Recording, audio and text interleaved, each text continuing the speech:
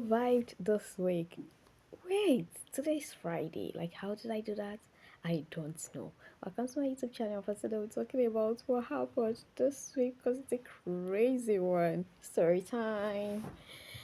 So, first and foremost, on Monday, I decided to finalize all my plans for the week, what I'll be doing for this week. So, I said I'll be meeting with my supervisor because I submitted my project since last year and I just want to get the feedback, what has been done and what needs to be changed, what are my correction and all. Second thing, my session with my students, I need to plan my presentation for the general and then my personal session with my students I'll be accepting for the day and all. So on Tuesday, I went to see my supervisor. Ladies and gentlemen, they can't find my project. That's not the first time it's happening. I'm saying this because I want to document it. That's not the first time. The first submission, they couldn't find it. I had to reprint and take it back there. And I asked if I can send soft copy. They said no. The second time I submitted, I was told it's not bulky enough. So I had to go and reprint by adding more content and context and submit, which was accepted, which is what I wanted to go back for. And now they can't find it. So I was told to write my name and matric number as usual. Ladies and gentlemen, I can't remember my registration number. I think the old day was too long that I used it to eat. The craziest thing is that all the people I used to send my assignments, my proposal, even my project to, my matric number was not on some of the things I submitted, which is unlike me.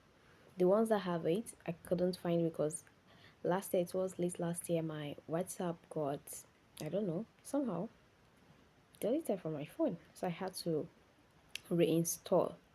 So I think I lost all the documents. I tried logging into my portal because that was the only thing that came to my mind again. I have my phone, I have data. Ha! Network provider said, no, I must be embarrassed. The network. Like, the phone I've been using to chat since morning, that I've been using to browse since morning, no longer access my portal.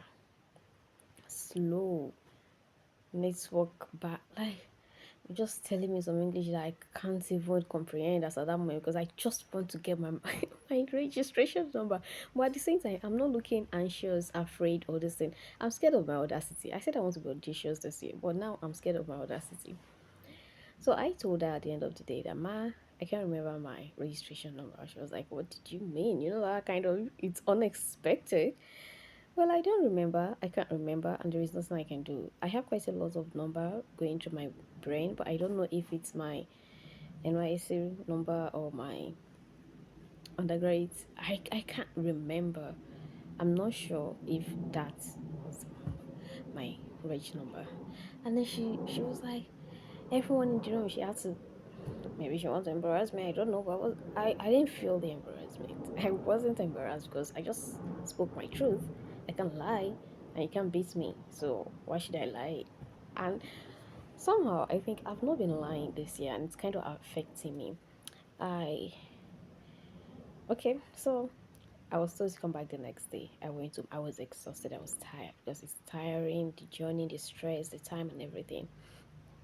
So on Wednesday, I went again, and that Wednesday I was just acting grumpy. My body just wants to rest. I love resting a lot. I love sleep time and less stress, kind of. And I felt I've been stressed because when I got to school on Tuesday, also they had a meeting, then they had some defense as well. So before they attended to me, it was quite late. So waiting for them that long kind of get me exhausted. So on Wednesday, I even went there late on Wednesday. Unlike me, I'll have left home early, but I didn't leave early. My sister was like, "Am I sure I'm still going?" I said, "Yes, I will go there no matter what." So I got there. I knocked. I know she can't see this video anyway, but she was inside. Maybe she's resting as well because I understand. I'm not going to ignore the fact that they're also trying. She didn't open, so I decided to just wait. I need to wait where I can. There are places I can sit, but if I should sit there, I won't be able to see whoever is going into the office or whoever is coming out. So I had to stay within the vicinity so I can easily see who is going in or out. And there is no space for me to sit, so I had to stand.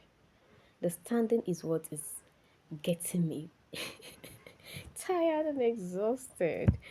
So I waited for a very long time. Some people also kept going there, knocking, no response and all. So I thought maybe they have another meeting or something. After some time, I went there. I went back there to knock. She still did not open until I was going, and then she decided to open. That was when I know that she was actually inside.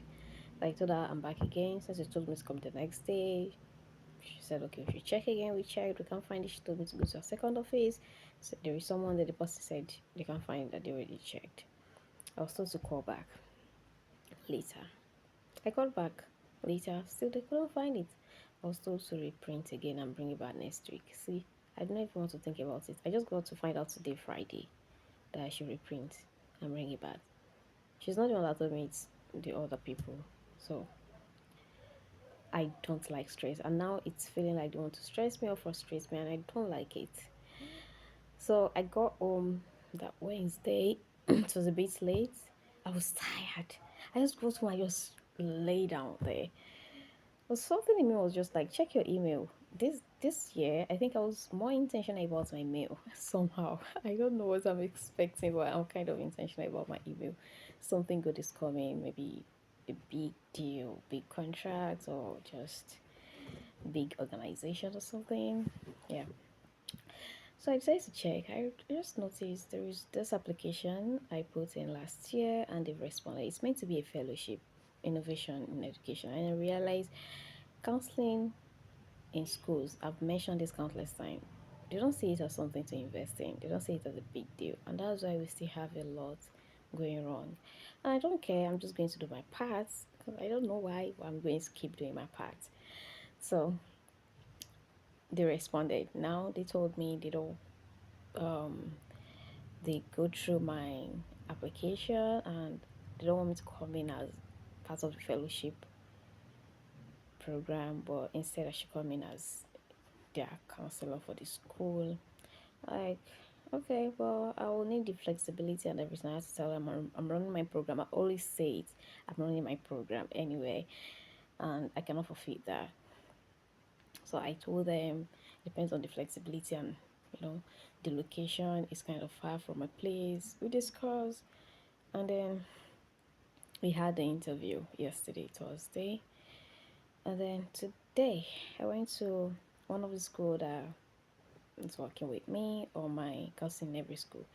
And I love everything about today. I will be sharing this here. I don't know who is listening to this, but this is one of the idea I'm planning to have. I want to have like a podcast strictly for students and not the relationship and marriage kinda, but strictly for students.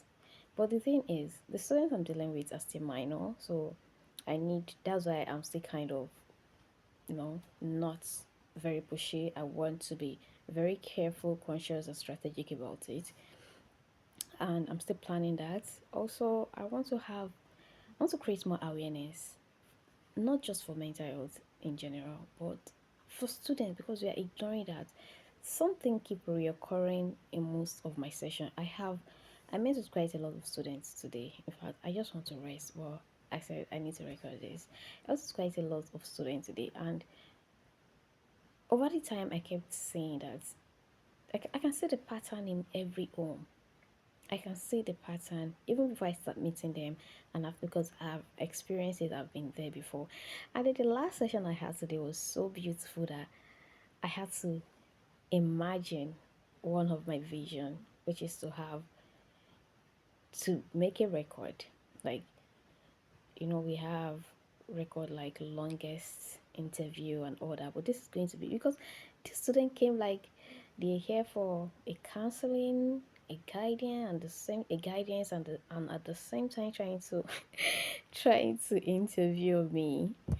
So as a parent, like, do you have questions? Because they came in two, so it's more like a group counseling. Like, do you have a question? Do you have a question? Do you have a question? Okay, just keep shooting. Bring your question. Bring it on. I'm here to answer everything. So it was amazing, and I enjoyed it. I was so happy that I'm doing this. And there is one that also captivates me. This particular one has to do with medical field at some point. And I told him I'm not a medical practitioner, but of course I got some numbers. I was supposed to call through to some of my friends that are in that field to, I was so happy. I was like, girl, this is amazing and you're doing great. And yes, I'm going to give it to myself, the little accolade I can, even though, yes, I've not started making money much from here, but yes, I'm creating the awareness and I'm making impact. And yes, tomorrow, which is Saturday, ah, God, that mental health. Mental health application that came through. We're going to be having our first session tomorrow, and because it's Malaysia time to our own African time, West African time, it's going to be the middle of the night for me. So now I just want to do this record and go asleep so that I can be okay. Because for how long? It's getting tougher, but yes. So my name is Sadiatullah.